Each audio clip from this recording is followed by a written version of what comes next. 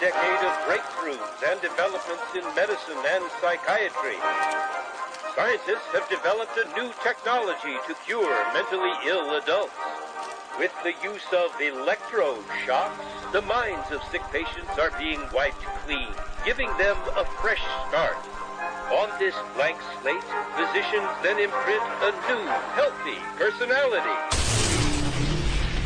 Remaking people, shocking them into obedience. This is a story about that powerful idea. In the 1950s, it caught the attention of the CIA. The agency funded a series of experiments. Out of them was produced a secret handbook on how to break down prisoners. The key was using shock to reduce adults to a childlike state.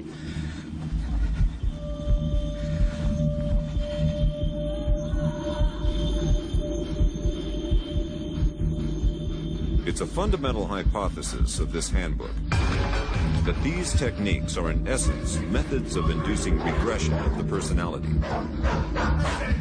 There is an interval, which may be extremely brief, of suspended animation, a kind of psychological shock or paralysis.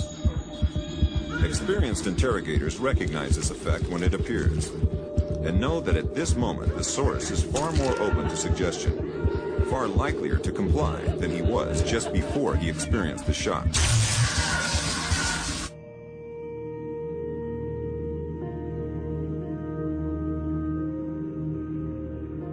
But these techniques don't only work on individuals. They can work on whole societies. A collective trauma, a war, a coup, a natural disaster, a terrorist attack puts us all into a state of shock. And in the aftermath, like the prisoner in the interrogation chamber, we too become childlike, more inclined to follow leaders who claim to protect us. One person who understood this phenomenon early on was the most famous economist of our era, Milton Friedman. Friedman believed in a radical vision of society in which profit and the market drive every aspect of life, from schools to healthcare, even the army. He called for abolishing all trade protections, deregulating all prices, and eviscerating government services. These ideas have always been tremendously unpopular, and understandably so. They cause waves of unemployment, send prices soaring, and make life more precarious for millions. Unable to advance their agenda democratically, Friedman and his disciples were drawn to the power of shock. The subject should be rudely awakened and immediately blindfolded and handcuffed. When arrested at this time, most subjects experience intense feelings of shock, insecurity, and psychological stress. The idea is to prevent the subject from relaxing and recovering from shock.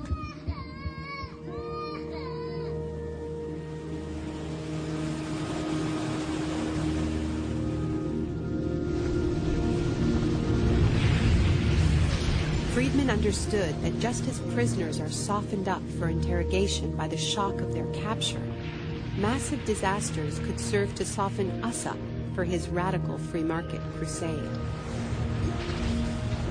He advised politicians that immediately after a crisis, they should push through all the painful policies at once before people could regain their footing. He called this method economic shock treatment. I call it the shock doctrine. Take a second look at the iconic events of our era, and behind many, you will find its logic at work. This is the secret history of the free market. It wasn't born in freedom and democracy. It was born in shock.